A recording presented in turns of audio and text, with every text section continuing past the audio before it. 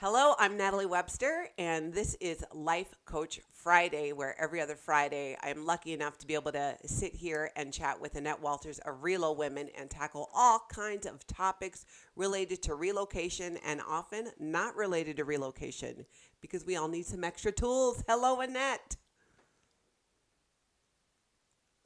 Oh, I lost your volume. Yep. Let's just make sure you're not muted on my end. We went live and then I lost your sound.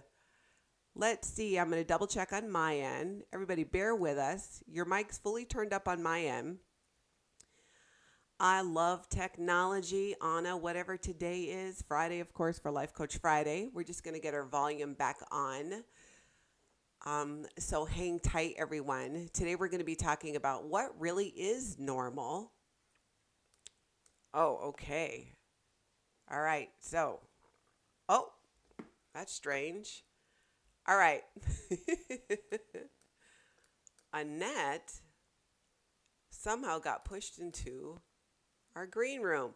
Annette, I'm going to have you go out and come back in because it's not showing me where I could. It just tells me that you muted yourself, but it doesn't say that you're in the green room. So I'm just going to have you come back in. All right. So Annette's going to be right back here. And again, this is Life Coach Friday. And I'm Natalie Webster. You can learn more about what I do on Natalie Webster Realtor, my Facebook page. What I love to do is share all about our community in around the Lake Minnetonka area. And while Annette's coming back in, this is a good time for me to say, hey, if you know of someone who has an interesting story to share, go ahead and shoot me a message. I love sharing about what's happening in and around our community. And we've got Annette back. Okay, now let's make sure I I'm can hear back. you. Yes, Can there you we hear me go. now? I can completely hear you. Thank you so much for logging back in. And over to you. Very good. Very good. Well, I am Annette Walters. I am a one-on-one certified life coach. And in addition to that, I'm also the chief Relo champion for Relo Women and the host of the Relo Women podcast, which is on Apple, Spotify, and all of your podcast players. My goal is to help you live a life of intention. And in the case of relocation, or perhaps you've been in the same place for a good long time, one that you want to live no matter where you are. So if you would like to learn as we get through Life Coach Friday today and you'd like to learn more about one-on-one life coaching, you can set up a call with me anytime by clicking the Let's Chat button at the top right-hand corner of any relowomen.com webpage. So, but let's get back to what we're doing today. We are talking about life coaching and how we can live a life of intention. So, what do we have teed up for today, Natalie? Today, we're talking about 4 steps to creating normal. I all the time in real estate deal with moving. I move myself, which, if you're new to Life Coach Friday, that's part of how I started working with Annette. She's actually my life coach as well. And she helped me hugely when I did my own relocation. And you recently wrote a blog post that I absolutely loved because you talk about how to create this normal and what really is normal because we pack up our lives and we move 2 blocks away or we move 2,000 miles away. It almost doesn't seem to make too much of a difference. It's such a huge change.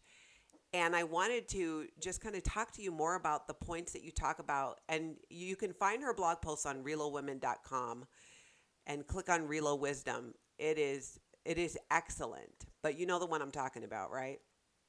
Yes, I do know the one that you're talking about. Yeah. So what I mean, where would you start with that? Because right away I think it's so the question I get a lot is it just doesn't feel my life doesn't feel normal. I've landed in a new area. Everything is new to me. Things are kind of turned upside down. How do I get can I get back to that feeling of normal? hmm The answer is absolutely. You can get back to that feeling of normal. A lot of times, what we don't understand is what normal is. And normal for most everybody who I've spoken to is associated with that feeling of comfort, that understanding or knowing how things work.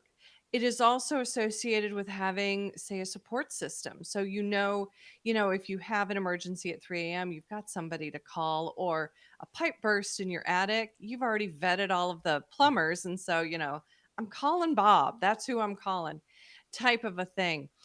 And there's been so much talk about normal, though, since the pandemic. And, what is it and how are we going to get back to it? Will we ever have what we had? And ultimately, I think what people are going for is that they're going for a life that is somewhat predictable, that is somewhat comfortable, because that's where our brains really want to go. All of the new that we have experienced, and this is what has really taken people off their normal in the last year, is off-putting really to the brain, because it really wants to be in a place of habit and consistency, so that it can conserve energy to the point where it has reserves just in case there is an emergency that comes. Mm. Do you think then that when we've changed environment, even if you've changed a job, which there's been a lot of that going on as well. So do you think the key then is just reestablishing or establishing new habits? Does it not matter, that they are the same, just that they are new routines and habits? Um, it's in part new routines and habits, and having um, that expectation that you can count on. But the other part is having them aligned with who you are and what your values are. And so it's kind of an interwoven, normal is an interwoven thing, because we don't feel normal for a variety of reasons. Part of it is the expectations, which I've always already talked about. And part of it has to do with, um, like we've been, think about it, living somebody else's life. Let's Yeah. say that you have got this friend who is amazing, but is not really, um it's not really the type of life that you're real comfortable with, or that you want to live long term. It's super fun in the short term, and so you jump in and you participate, but it's like after a while, because it's not aligned, your brain does, it just gets tired. New is very stimulating, and we go, oh, what can we create? But we really want to get back to that comfort. Mm. So if for example, I remember when I moved and you and I were chatting and I can't believe I didn't think about this myself. And I didn't even move that far from where I was. I'm still pretty much within my community. And you had said to me, like, we had talked about post offices and how there was a post office closer to my house, yet I was still going all the way to the one I used to go to where I used to live. Hmm. And it's a little thing, but I realized I really wasn't putting down roots and creating new routines within my community. So after chatting with you, I went to my new post office, which is like I could walk there. That's how close it is to where I'm living. And I was driving 15 minutes away to go to the post office. Completely ridiculous. And it But sounds so simple. okay. But that is such a good example, because how did it feel to go to the old post office? It felt comforting and cozy, and I'm very much a creature of habit. And Mhm. the people who work there at the post office, I knew, I knew them. They would always greet me when I'd come in. I was used to seeing it, and that was exactly to your point. I'm realizing now that was my comfort zone. So if I'm hearing you, by going and then just kind of introducing myself and stepping into that new space, the new post office, that became my new routine. And you're right, it did start to feel more normal, and my new home started to really feel like home to me. Same thing with the gas station. I was doing the same thing and going, closer to my house and establishing a new routine. So are there other tools that actually, you know what? I'm going to ask you about. You said something the other thing about comparing your life to someone else's. Kind of when we go into a new area, we make new friends, we get involved in new activities, and that is absolutely fabulous. When I'm going out and about and I'm meeting new people and I'm trying new things, I did experience what you're talking about, where my brain just felt like, oh, this is exhausting. And I realized these aren't my activities. These aren't the things I really do enjoy. So, can you tell me a little bit more from your perspective on how, how I know those things are, what should be in my normal so that I'm not trying to just go with the flow and follow what somebody else is putting in front of me. You know what I mean? Mhm. Yeah, as humans, we all want to belong. We have Mm-hmm. it's like our true north is that to find community and belong with other people. And when we move to a new place where everything is new, a lot of times we can kind of glam on to somebody who has taken an interest in us or an activity that has a lot of people that, they have a great sense of belonging. And that is very attractive.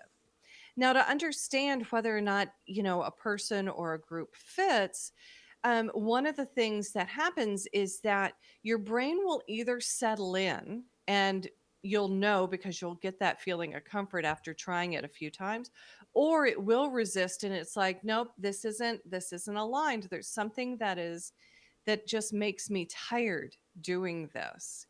And that's where when you start to feel that resistance, it's good to think, okay, am I resisting it because it doesn't fit, or am I resisting it because it's new and I'm just kind of tired, or is this really kind of my thing and it's just going to take a couple of times to get in to the groove of it so that I do have expectations as to how it is? Because if you go in, let's say that you're a biker Mm-hmm. and you're new to an area and you join the local bike club, and I'm talking about bicycles, but it very well could be Harley Davidsons, could be either way. Mm-hmm. And so you join the new group and you get into the rides, you get part of the conversations, you get, what their purpose is beyond, the ride itself. And as you learn more, that's where the brain goes, check, this works, check, this works. Oh, no, that doesn't work, but maybe it'll be okay. Let's continue on. And it just takes a little bit of time. Yeah. We should say Mhm. hello too to Susan from Minneapolis, who's tuning in Hey, here, Susan. joining us. Um, Thank you s- for coming. yes. So, do you think then that in the blog post that you wrote this week that I just really liked, it resonated on so many levels with me, and you talk about kind of a time to try. You're in a new community and you're exploring the community, you're exploring options, new things to do, and you're trying them out, or I'm trying them out. And what really resonated with me is you talk about really just being open to it, Mhm. trying those new things like you were mentioning earlier, but then being able to quickly kind of recognize, is this for me or is this not for me?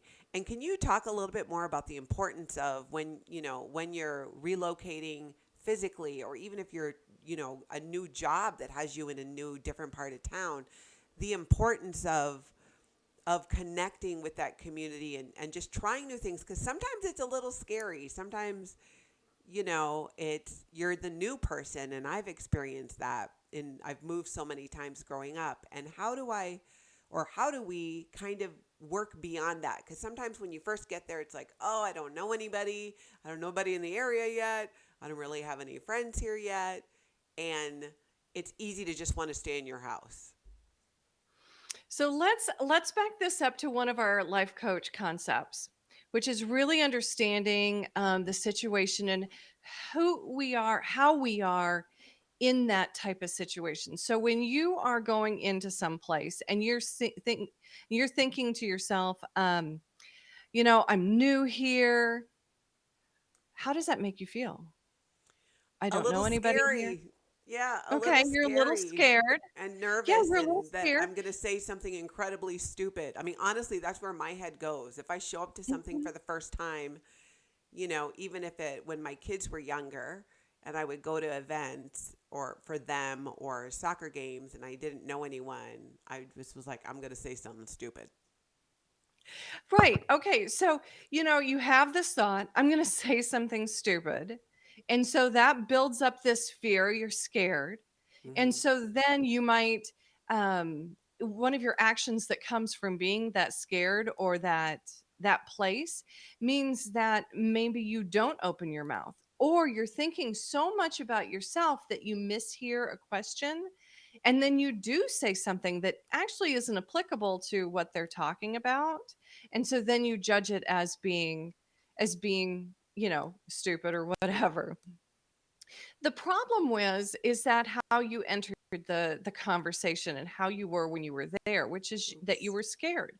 Well, of course you're scared because you're thinking you're going to say something stupid. You're thinking that, golly, I don't know anybody. I'm new. What's going to happen? That sort of thing. And so you're not in a place where you can actually take in information because the brain has identified, oh, this is new. Now, what are we going to do? You know what?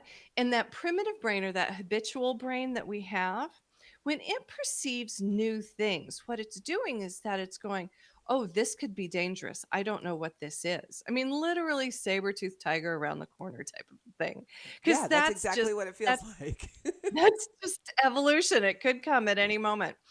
But by being in that place, we are very closed in and we're protecting ourselves from danger. Mm. And what I want to let you know is that it's all being driven by what you were thinking in the beginning, which is the power move of this whole process in life coaching is that by understanding what we're thinking at any given time, we can change our experience of what's going on. What we don't realize is that there are a multitude, almost a cornucopia of thoughts that we can have about a situation. So, who do you know that walks into a situation who doesn't think that sort of thing to themselves? Who do I know? Hmm. Oh my gosh. That doesn't think that? Yeah. I'm not sure. Okay. I think I would kind of You don't assume have that to I'm not say a name. alone. That's okay. Yeah, yeah. But you do know people who can walk into a room and work a Mhm, room. mhm. Yeah, Yes. absolutely. So And what if it's could in a they work be thinking? setting, I can do that so much better than in a private social setting. So I guess to a Okay. degree, when I'm in a work environment or it's related to work, for some reason it's super easy to me. But then Okay. if it's Why more of is it like at a easy? party, I think so. What I probably tell myself when I'm thinking in my mind is it's because I'm there to, if it's for work, especially, in real estate, I'm there to be helpful. I'm there to try and help someone answer questions or, be useful. Um, yeah, I guess I You think have a more like that. purpose. Yeah, exactly. I have a Mhm, purpose that, yeah, you hit the nail on mhm. the head. So when I'm doing networking with work, it feels so different than when I show up socially for something. Okay. So when you're showing up for work and you're feeling like I've got a reason for being here, I have a Hmm. purpose, then what do you feel? Comfortable. You Comfortable, feel and I'll comfortable. talk to people. I'll go up to strangers. Mhm. Yeah, so you'll talk to people, you'll go up to strangers. So from your feeling of comfort, because you're thinking, I've got a purpose, I've got a reason for being here. I'm supposed to be here, if you will. Then you go drop down into a feeling of comfort. Well, when you're in a place of comfort, and even I would suggest confidence, because I do know you, then you walk up to people that you don't know. You ask them questions, you engage them, you get very curious about who they am. And what you end up with a result is that you end up connecting to everybody that you have engaged at that party or that networking event. The difference between this and the social situation is that there's not that sense that I have a purpose for being here. Now, if you Hmm. walked into one of like your family holiday gatherings, you have a role, right? Yeah. Yeah. So you know that you talk to this sister, or you make this dish, or we're going to play this game, or whatever it is. Hmm. But you walk into another situation, and you're like, oh, I don't know anybody. Now what do Yeah. I do? So let's take that just one step forward because when you and I talk, we talk about unintentional um, situations or processes, and then we talk about intentional. So if Mm. you were to put this forward and to make that new situation feel normal for you, So that you do walk in and you're engaged and you talk to people, what would you have to be thinking? That I had a purpose for being there. I mean, you really hit the nail on the head when we were talking about when I show up for something for work. I have a purpose for being there. I feel very confident. And socially, I guess I often in my mind think, well, I don't really have a purpose for being there. Oh my God. So That okay, makes but what so much sense because I've never, I have always, and the way I was raised, I was very much raised to be efficient, effective, productive, useful, and in my Mhm. head, I just realized my thought about it when I show up for something that's purely, um, fluff or for fun, that Fun? there's no purpose, there's no reason for me to be effective, there's no thing I'm having to accomplish or do. Yeah, I totally had a different thought about it. That's how I was looking at it. Yeah, that makes Mhm. a lot of sense. This is almost embarrassing. Well, you know what? I've walked into parties like that too, where I really don't know anybody, and I find Mhm. myself cleaning the kitchen because, it gives me a sense of purpose and, oh, I guess, it is right for me to be here. I was invited, but I'm gonna make sure that I get another invite, so I'm gonna clean the kitchen, Mhm. type of a thing. And it really comes from, from that. But what does that do when I, go to, clean a dish or something? Yeah. Is that it actually removes me from the situation. It removes me from what I'm perceiving as scary. And Mhm. it puts me into that safe, protected space. But ultimately, when I do that, I don't actually participate in the party. I don't actually connect with the people, even though I'm there, and it all has to do with what I'm thinking, and the kind of the security issue, if you will. Yeah. Yeah. Mm-hmm. So So changing if I look at, and the other thing is I feel like it's been so long since I've been to a true social event, especially outside of my family. So, we are all going to be there. yeah, and I was like that before the pandemic. It's just now I feel so much or now I'm feeling better about it talking to you, but I was feeling very hesitant to put myself in a social setting and I've not. And at first I thought, well, it's because, I'm still just, being careful in crowds and I'm like, no, that's such BS for me. I wasn't doing it because I feel like I'm so out of practice with being quote, normal in public Hmm. in social settings that I've just been avoiding it.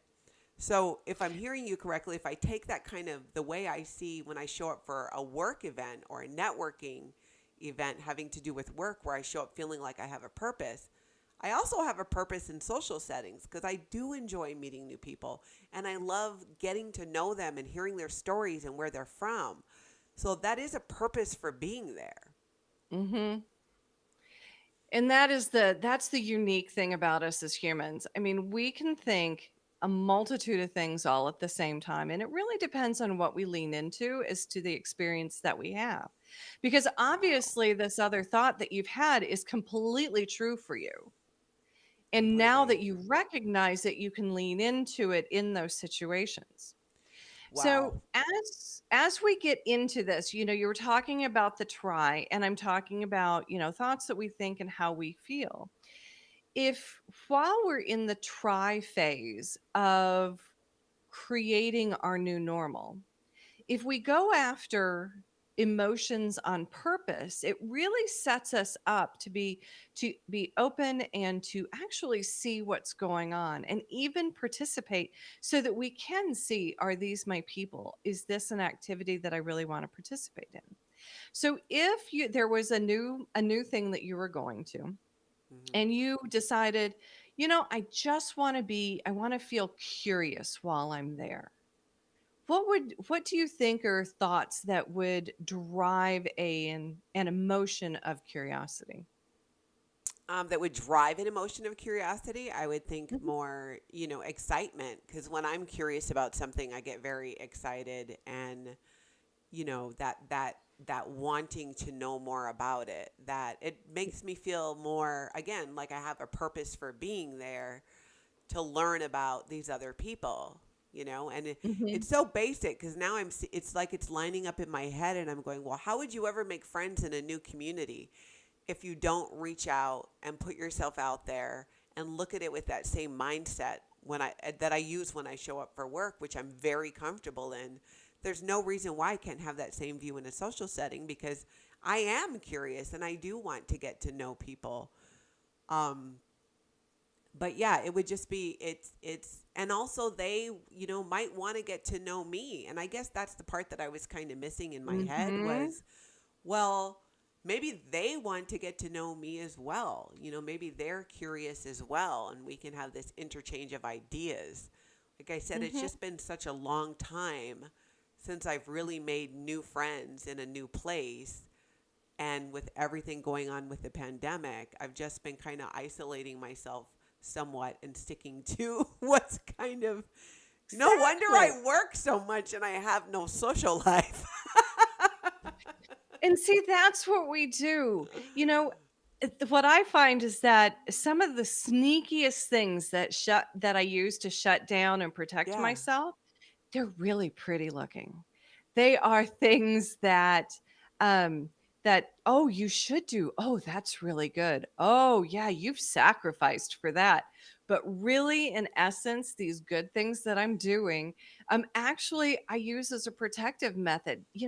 A lot of people who work a lot can do that to maybe avoid a tense situation. Oh, I can't go out with drinks with the other, with my coworkers. I've got all of this work to do, but maybe there's something else. Maybe it's Yeah. not just the work. Maybe it's, that sort of thing. Yeah, you're right. I think can you see the comments, Annette, on there on the I screen? can. So I Missy just can. chimed in. Being curious can make you more invested in learning about stuff, pay more attention, and be more present. That is so important, Missy. And, a lot of people think that being present is something that comes and goes, but through this kind of mindset work, you can really draw your attention in and become present on purpose Hmm. and really put down those things that you might think, oh, I can't put that down or I can't ignore, but you still can. And that's such a good point, Missy. Thank you. Wow. Well, my mind is just blown. I did not, I always get something out of Life Coach Friday, but now I'm like, wow, I need to really change my mindset. And now I'm kind of excited about getting out in a social setting. So people invite me to some things. I might just show up. Exactly. And she's super fun. So be sure you invite her. Please be my friend. Oh, wait, we're going to talk about that some other day.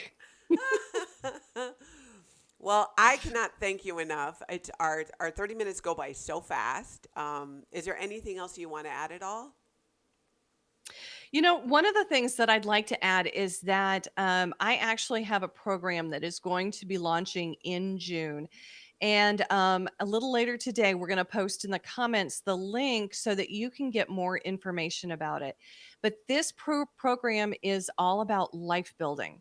As we move around our communities or even to a new location, it's like we get disconnected from our lives and we need to rebuild. And so, this is all about understanding how to do that efficiently and according to who you are, finding those people and activities that are aligned with your values and how you want to live your life, no matter where you are. That's fantastic. So that'll be posted in the comments. And there should be, you can see scrolling on the screen, you can go to relowomen.com to learn more about Annette Walters and life coaching that she does. And when you're on her website, click on the Let's Chat button because you can schedule a complimentary life coach session with her to just learn about it and see what it's like. I know I have found it very helpful, not just with relocating, but all the changes and things and challenges that I've had to deal with, like many of you have over the last year. It's been a great tool for me. So thank you so much, Annette. And again, we do Life Coach Friday every other Friday. So whatever page you're watching this from on Facebook, be sure to like and follow the page. And be sure to head over to Relowomen too and like and follow Annette's page for other helpful tips. Really appreciate you, Annette. Thank you so much. And everybody else, I will chat at you later.